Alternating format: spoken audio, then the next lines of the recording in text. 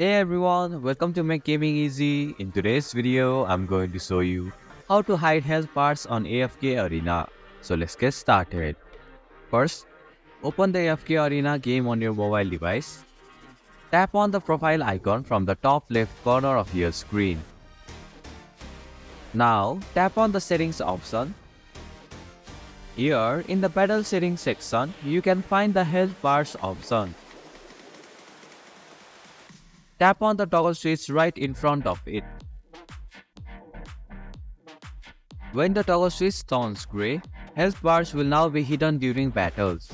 And this is how you can hide health bars on AFK Arena. Thank you for watching Make Gaming Easy. Hope this video was helpful. If it was, then hit the like button and comment down if you have any questions or feedback.